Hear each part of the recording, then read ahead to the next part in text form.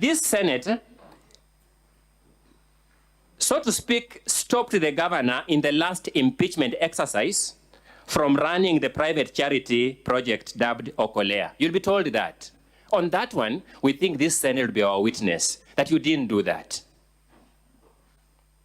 You'll be told, for example, 2 county vehicles, KAX 574V and KCB 845F, were damaged. First, they are described as county vehicles damaged in one of the Okolea charity events.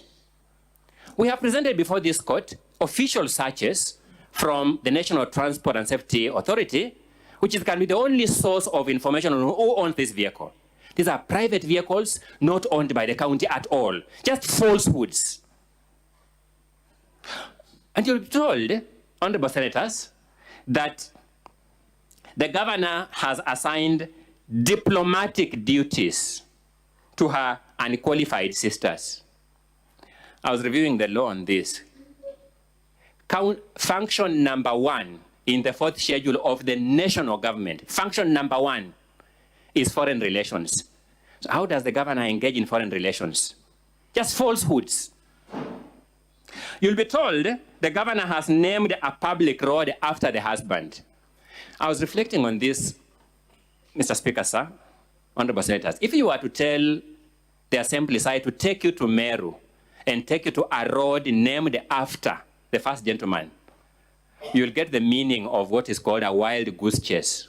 You'll not get to any particular road located anywhere called the name of the first gentleman. Instead, they will tell you, let us remain on Facebook. There's some post on Facebook somewhere. Then you'll come across just distorted claims, distorted, misrepresented claims. For example, Mr. Speaker, sir, and honorable senators, you run offices here and know that your offices here are supplied with hospitality supplies, some sugar for your guests, some soft drinks, some water. So somebody will go to IFMIS and find an entry, hospitality supplies, which are things ordinarily bought from petty cash impressed.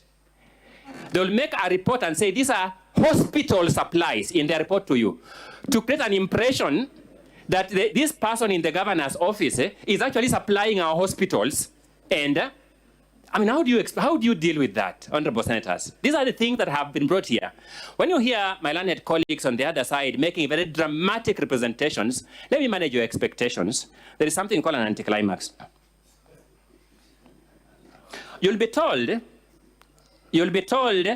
that the governor is culpable of bullying, undermining, and posting insulting and demeaning messages about the deputy governor. This is a sad claim, and I must emphasize this. I would want you to finally contextualize this matter. There is a video clip that will be played here of the deputy governor chanting with a group of youths in Meru County, chanting the following slogans. Kawira doesn't have a home, oh yay, oh yay. She doesn't have a home, oh yay, oh yay. She's a prostitute, eh yay. She's a prostitute, eh yay. Mutuma, kindly strategize, eh yay. You will see that is the video that the governor replies to. And the governor says in reply to that video that is calling her a prostitute, that I cannot be intimidated and I cannot be cowed by these childish, mannerless, mobilized people. You'll be told, no, focus on these words, that I'll not be cowed by these childish, mannerless, mobilized people, but forget the video she is responding to in the same WhatsApp group, calling her prostitute. Honorable senators, the voting that you make in this Senate is a constitutionally prescribed voting governed by your conscience and your oath of office. The bundles presented by the assembly side are certainly bigger in volume than the bundles the governor presented here, because as I told you, how do you respond to a lie other than saying all these 100 pages are a lie? Then you keep quiet.